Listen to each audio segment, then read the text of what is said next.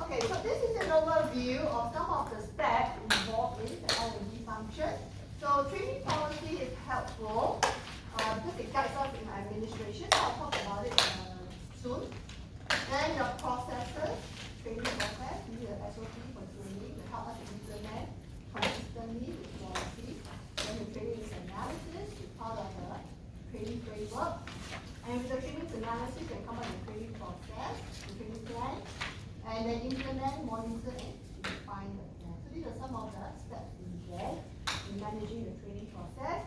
And the foundation is the LMS, Learning Management System. Learning Management, like your database, data record. Okay, let's start with seeing the interconnection between policy, system, and process. Now, talking about training, yeah?